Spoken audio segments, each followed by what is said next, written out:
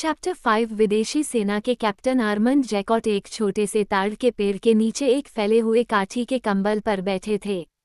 उनके चौड़े कंधे और उनका कटा हुआ सिर ताड़ के खुरदरे तने के खिलाफ आराम से आराम कर रहे थे।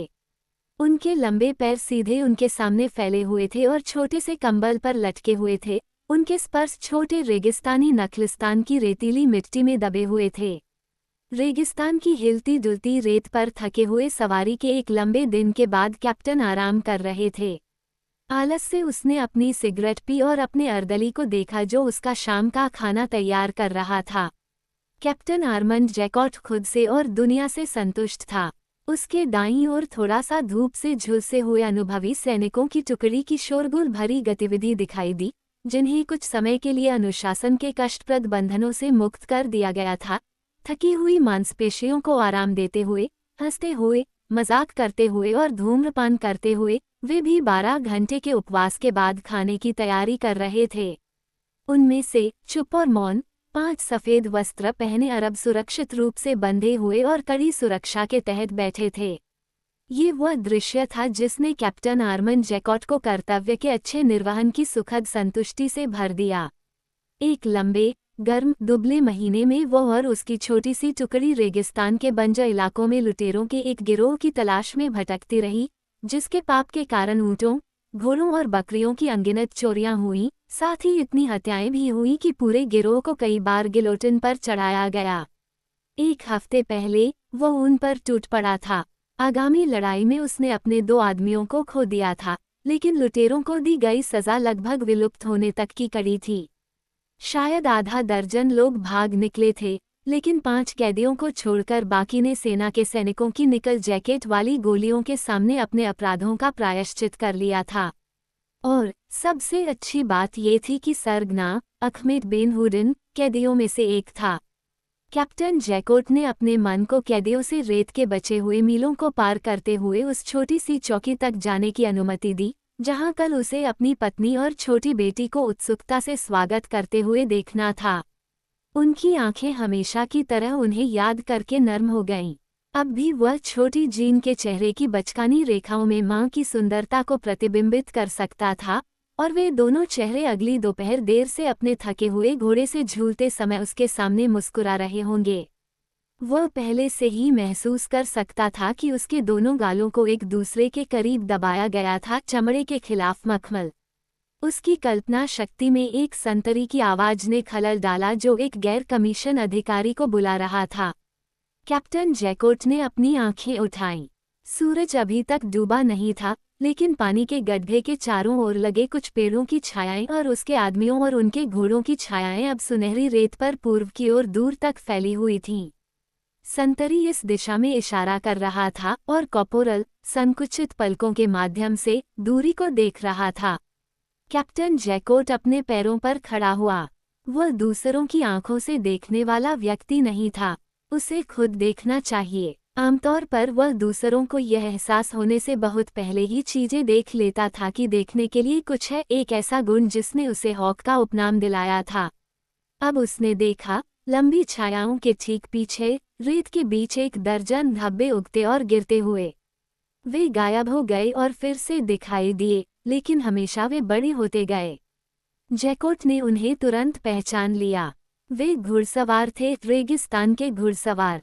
पहले से ही एक साजंट उसकी ओर दौड़ रहा था। पूरा शिविर दूर तक अपनी आंखें गड़ाए हुए था। जैकोट ने साजंट को कुछ संक्षिप्त आदेश दिए, जिसने सलामी दी, अपनी एड़ी घुमाई और लोगों के पास वापस आ गया। यहाँ उसने 1 दर्जन लोगों को इकट्ठा किया, जिन्होंने अपने घोड़ों पर काठी लगाई, सवार हुए और अजनबियों से मिलने के लिए निकल पड़े। शेष लोगों ने तुरंत कार्रवाई के लिए खुद को तैयार कर लिया। ये पूरी तरह से संभावनाओं की सीमा से परे नहीं था कि शिविर की ओर इस तरह तेजी से दौड़ रहे घुड़सवार कैदियों के दोस्त हो सकते हैं जो अचानक हमला करके अपने रिश्तेदारों को छुड़ाने पर आमादा हैं। हालांकि जैकोट को इस पर संदेह था, क्योंकि अजनबी स्पष्ट रूप से अपनी उपस्थिति को छिपाने का कोई प्रयास नहीं कर रहे थे। वे सभी के सामने शिविर की ओर तेजी से सरपट दौड़ रहे थे। हो सकता है कि उनकी सुंदर उपस्थिति के पीछे विश्वासघात छिपा हो, लेकिन हॉक को जानने वाला कोई भी व्यक्ति इतना भोला नहीं होगा कि उसे इस तरह फंसाने की उम्मीद करे। सार्जेंट अपने दल के साथ कैंप से 200 गज की दूरी पर अरबों से मिला। जैकोट ने उसे एक लंबे, सफ़ेद वस्त्र पहने व्यक्ति से बातचीत करते देखा, जाहिर तौर पर वह बैंड का नेता था। जल्दी सार्जेंट और यह अरब कैंप की ओर एक साथ सवार हुए। जैकोट उनका इंतजार कर रहा था। दोनों ने लगाम कसी और उसके सामने उतर गए। शेख अमोर बेन खातूर, सार्जेंट ने परिचय देते हुए कहा। कैप्टन जैकोट ने नवागंतुक को देखा। वो कई 100 मील के दायरे में लगभग हर प्रमुख अरब से परिचित था। इस आदमी को उसने कभी नहीं देखा था। वह 60 या उससे ज्यादा उम्र का लंबा, मौसम से थका हुआ, कड़वा दिखने वाला आदमी था। उसकी आंखें संकीर्ण और दुष्ट थीं। कैप्टन जैकोट को उसका रूप पसंद नहीं आया। अच्छा, उसने संकोच से पूछा। अरब सीधे मुद्दे पर आ गया। अचमेट बेन हुडिन मेरी बहन का बेटा है, उसने कहा। अगर तुम उसे मेरे पास सौंप दोगे तो मैं देखूंगा कि वह फ्रांसीसी कानूनों के खिलाफ कोई पाप न करे। जैकोट ने अपना सिर हिलाया।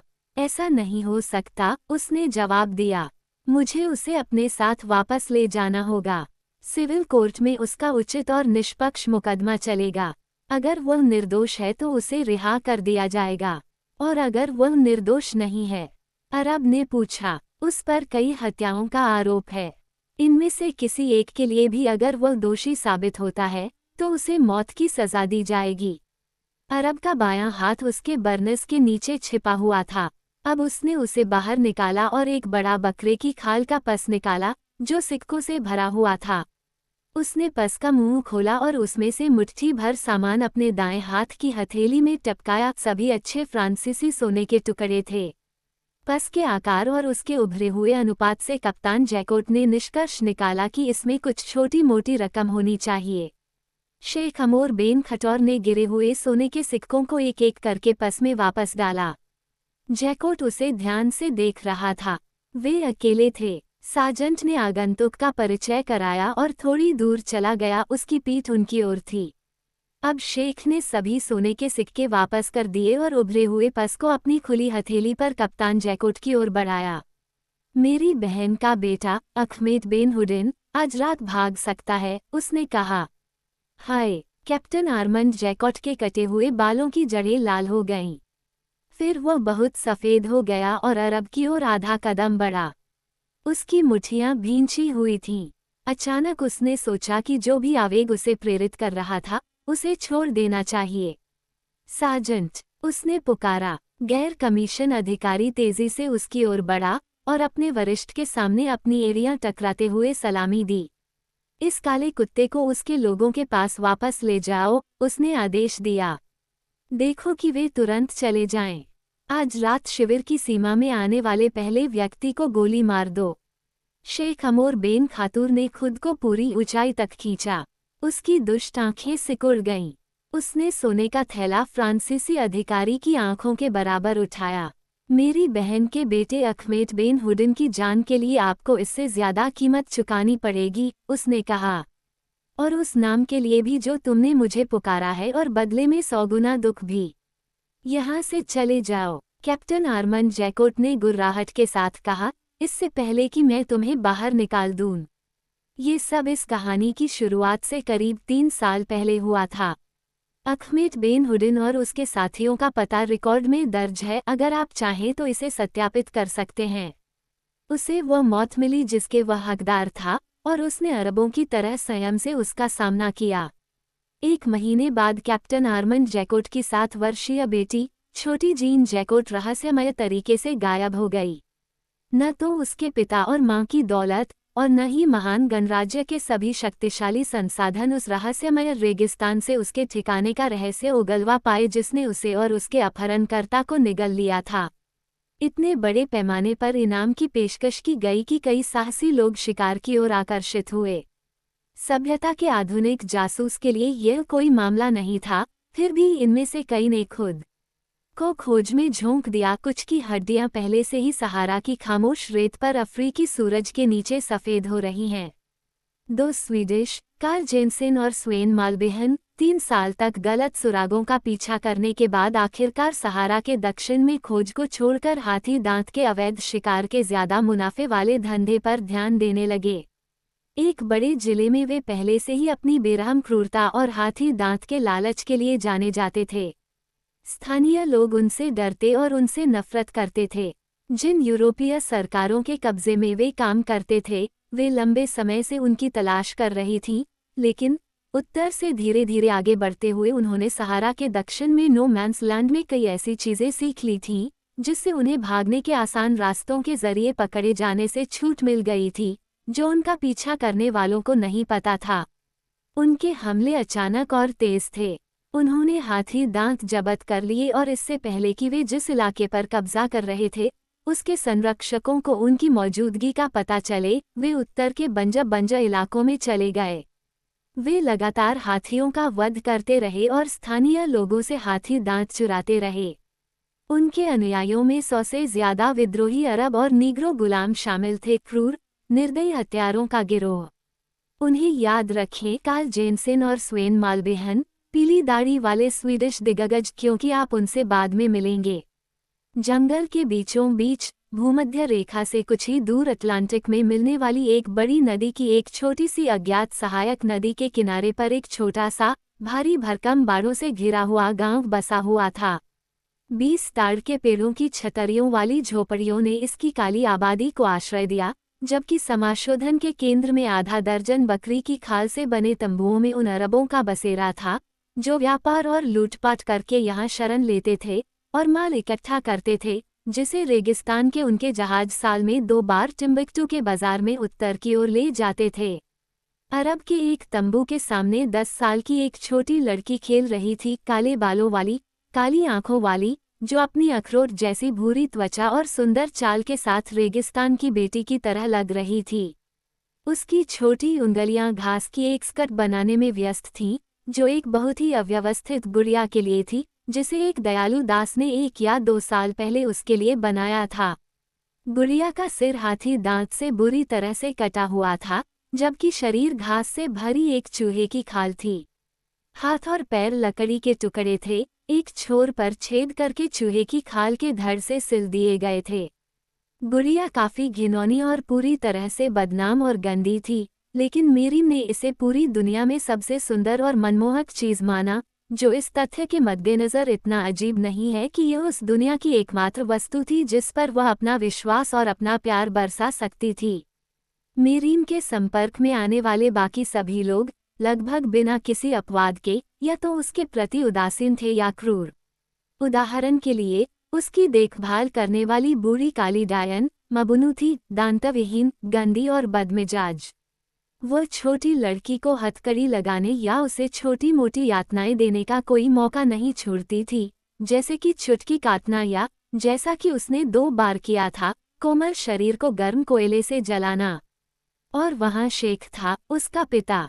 वह मबुनू से ज्यादा उससे डरती थी। वह अक्सर उसे बिना किसी बात के डांटता था, आदतन अपनी तीखी टिप्पणियों को उसे बेरहमी से पीटकर खत्म करता था, जब तक कि उसका छोटा शरीर काला और नीला नहीं हो जाता था। लेकिन जब वह अकेली होती थी तो वह खुश रहती थी, गीका के साथ खेलती थी, या जंगली फूलों से अपने बालों को सजाती थी, या घास की रस्सियां बनाती थी। वह हमेशा व्यस्त रहती थी और हमेशा गाती रहती थी जब वे उसे अकेला छोड़ देते थे। कोई भी क्रूरता उसके भरे हुए छोटे दिल से जन्मजात खुशी और मिठास को कुचलने के लिए पर्याप्त नहीं लगती थी। केवल जब शेख पास होता था तो वह शांत और संयमित होती थी। वह शेख से इस तरह डरती थी कि कभी कभी लगभग उन्मादी आतंक हो जाता था। वह उदास जंगल से भी डरती थी, वह क्रूर जंगल जो छोटे से गांव को दिन में बंदरों और चीखने वाले पक्षियों और रात में मांसाहारी जानवरों की दहाड़, खांसी और कराह से घेरता था। हाँ, वह जंगल से डरती थी, लेकिन शेख से इतना ज्यादा डरती थी कि कई बार उसके बचपन के दिमाग में ये ख्याल आता था कि वह भाग जाए, हमेशा के लिए भयानक जंगल में, बजाय इसके कि वह अपने पिता के हमेशा मौजूद आतंक का सामना करे। आज जब वह शेख के बकरी की खाल से बने तंबू के सामने बैठी थी और गीका के लिए घास की एक स्कर्ट बना रही थी, शेख अचानक उसके पास आता हुआ दिखाई दिया। तुरंत ही बच्ची के चेहरे से खुशी की झलक गायब हो गई। वह चमड़े के चेहरे वाले बूढ़े अरब के रास्ते से भागने की कोशिश में एक तरफ हट गई, लेकिन वह इतनी जल्दी नहीं थी। एक क्रूर लात से उस आदमी ने उसे उसके चेहरे पर गिरा दिया, जहां वह बिल्कुल शांत पड़ी थी, बिना आंसू बहाए लेकिन कांप रही थी। फिर उसे गाली देते हुए वह आदमी तंबू में चला गया। बूढ़ी काली डायन प्रशंसा भरी हंसी से हिल रही थी, कभी कभी एकाकी पीली नुकीली दांत दिखाती थी।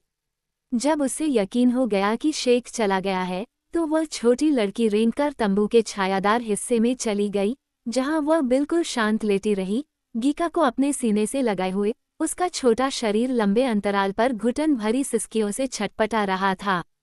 वह जोर से रोने की हिम्मत नहीं कर पाई, क्योंकि ऐसा करने से शेख फिर से उसके पास आ सकता था। उसके छोटे से दिल में जो पीड़ा थी, वह सिर्फ शारीरिक दर्द की पीड़ा नहीं थी, बल्कि वह असीम रूप से अधिक दयनीय पीड़ा थी, प्यार से वंचित एक बचकाना दिल जो प्यार के लिए तरसता है। छोटी मेरीम शेख और माबुनू की कठोर क्रूरता के अलावा किसी और अस्तित्व को शायद ही याद कर पाती। उसकी बचपन की यादों के पीछे एक कोमल माँ की धुंधली सी याद छिपी हुई थी, लेकिन मेरीम को यकीन नहीं था कि यह भी एक स्वप्निल चित्र था जो उसकी खुद की इच्छा से प्रेरित था, जो उसे कभी नहीं मिला, लेकिन उसने अपने प्यारे गीका पर खूब प्यार लुटाया। गीका जैसा बिगड़ैल बच्चा कभी नहीं हुआ। उसकी छोटी माँ अपने पिता और नज द्वारा दिखाए गए उदाहरण के अनुसार अपने आचरण को ढालने के बजाय भोग विलास की चरम सीमा तक चली गई। गीका को दिन में 1000 बार चूमा जाता था।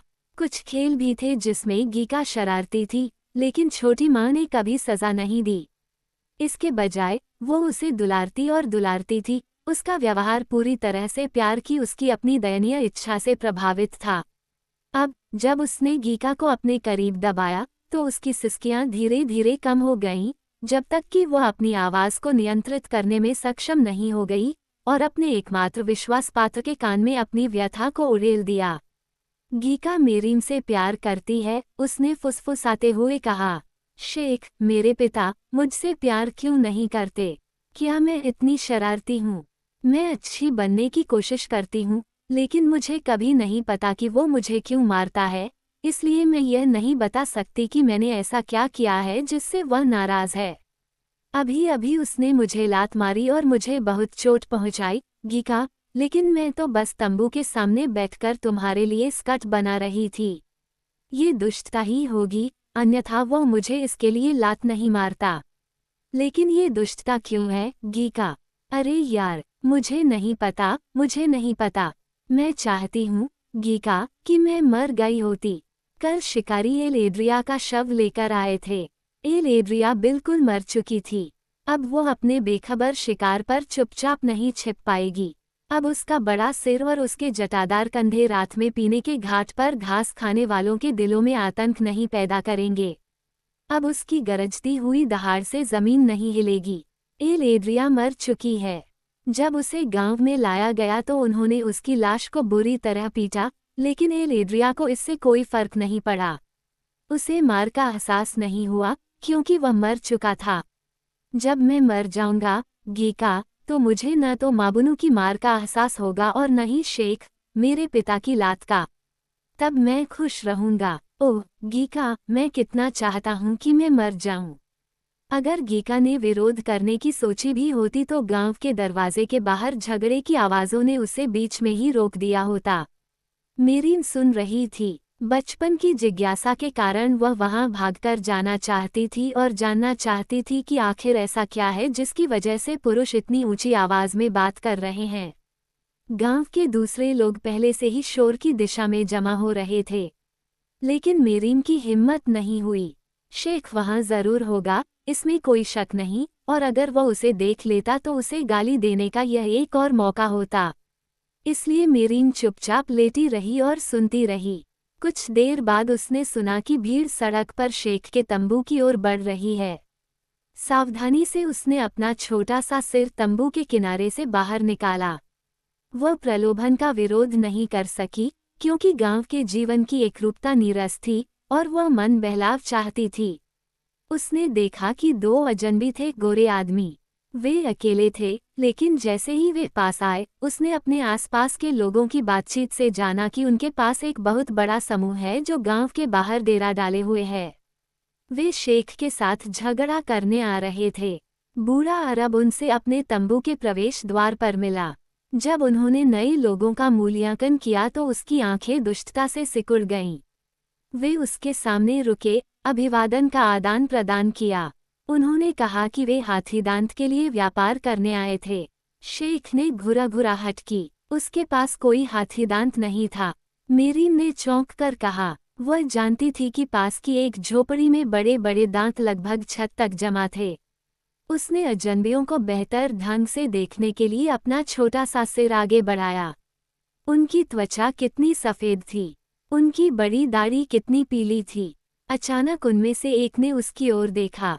वह नज़रों से ओझल होने की कोशिश कर रही थी, क्योंकि उसे सभी पुरुषों से डर लगता था, लेकिन उसने उसे देख लिया।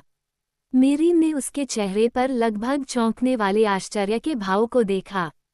शेख ने भी इसे देखा और इसका कारण समझ गया। मेरे पास कोई हाथीदांत नहीं है, उसने दोहराया। मैं व्यापार नहीं करना चाहता। चले जाओ, अभी जाओ। वह अपने तंबू से बाहर निकला और अजनबियों को लगभग धक्का देकर गेट की ओर ले गया। उन्होंने आपत्ति जताई और फिर शेख ने धमकी दी। अवज्ञा करना आत्महत्या के समान होता, इसलिए दोनों व्यक्ति मुड़े और गांव छोड़कर तुरंत अपने शिविर की ओर चल दिए। शेख अपने तंबू में वापस आ गया, लेकिन वह उसके अंदर नहीं गया। इसके बजाय वह उस तरफ चला गया जहां छोटी मीरीम बकरी की खाल की दीवार के पास लेटी हुई थी, बहुत डरी हुई। शेख ने झुककर उसे हाथ से पकड़ लिया। उसने उसे बुरी तरह से झटके से खड़ा किया, उसे तंबू के प्रवेश द्वार तक घसीटा और उसे अंदर धकेल दिया। उसके पीछे पीछे उसने उसे फिर से पकड़ लिया और बेरहमी से उसकी पिटाई की। अंदर ही रहो, वह गुर्राया। कभी भी अजनबियों को अपना चेहरा मत दिखाने दो। अगली बार जब तुम अजनबियों के सामने आओगे तो मैं तुम्हें मार डालूंगा। आखिरी क्रूर हथकड़ी के साथ उसने बच्ची को तंबू के दूर कोने में गिरा दिया, जहां वह अपनी कराहों को दबाती हुई लेटी रही, जबकि शेख इधर उधर टहलता रहा और अपने आप में बड़बड़ाता रहा। प्रवेश द्वार पर माबुनू बैठा था, बड़बड़ाता और हंसता हुआ। अजनबियों के शिविर में एक दूसरे से तेजी से बात कर रहा था। इसमें कोई संदेह नहीं है, मालबहन, वह कह रहा था। जरा भी संदेह नहीं, लेकिन बूढ़े बदमाश ने इतने समय से इनाम क्यों नहीं लिया, यही बात मुझे हैरान करती है। जेनसेन, एक अरब के लिए कुछ चीजें धन से भी अधिक प्रिय हैं, पहले वक्ता ने उत्तर दिया, बदला उनमें से एक है। वैसे भी सोने की शक्ति को आजमाने से कोई नुकसान नहीं होगा, जेनसेन ने उत्तर दिया। मालबहन ने कंधे उचका दिए। शेख पर नहीं, उसने कहा। हम उसके लोगों में से किसी पर यह कोशिश कर सकते हैं, लेकिन शेख सोने का बदला लेने से पीछे नहीं हटेगा। उसे ये देने से उसके संदेह की पुष्टि होगी कि हम उसके तंबू के सामने उससे बात करते समय जाग गए होंगे। अगर हम अपनी जान बचाकर भाग गए तो हम भाग्यशाली होंगे। ठीक है, तो फिर रिश्वत लेने की कोशिश करो, जेनसेन ने सहमति जताई। लेकिन रिश्वत देने का प्रयास विफल रहा, बहुत बुरी तरह से। गांव के बाहर अपने शिविर में कई दिनों तक रहने के बाद उन्होंने जो उपकरण चुना वह शेख के मूल दल का एक लंबा, बूढ़ा मुखिया था। वह चमकती धातु के लालच में आ गया, क्योंकि वह तट पर रहता था और सोने की शक्ति को जानता था। उसने वादा किया कि वह उन्हें वह सब कुछ देगा जो वे चाहते थे। देर रात, अंधेरा होते ही दोनों गोरे लोगों ने शिविर तोड़ने की तैयारी शुरू कर दी। आधी रात तक सब कुछ तैयार हो गया था। कुली अपने सामान के पास लेटे हुए थे, उन्हें पल भर में ऊपर उठाने के लिए तैयार थे। हथियारबंद असकरी सफारी के संतुलन और अरब गांव के बीच में मंडरा रहे थे, पीछे की ओर से पहरा देने के लिए तैयार थे, जो उस समय शुरू होने वाला था जब मुखिया वह चीज लेकर आया जिसका गोरे मालिक इंतजार कर रहे थे। कुछ ही देर में गांव से रास्ते पर कदमों की आवाज आई। तुरंत ही असकरी और गोरे लोग सतर्क हो गए। एक से अधिक आदमी आ रहे थे। जेनसेन आगे बढ़ा और धीमी आवाज में नए लोगों को चुनौती दी। कौन आता है? उसने पूछा। जवाब आया, मबीदा। मबीदा गद्दार मुखिया का नाम था। जेनसेन संतुष्ट था, हालांकि उसे आश्चर्य हुआ कि मबीदा अपने साथ दूसरों को क्यों लाया था। जल्द ही उसे समझ में आ गया।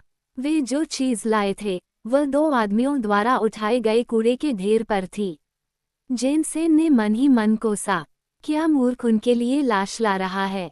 उन्होंने जीवित पुरस्कार के लिए भुगतान किया था। श्वेत लोगों के सामने मालवाहक रुक गए। ये तुम्हारा खरीदा हुआ सोना है, दोनों में से एक ने कहा। उन्होंने कूड़े को नीचे रखा, मुड़े और गांव की ओर अंधेरे में गायब हो गए।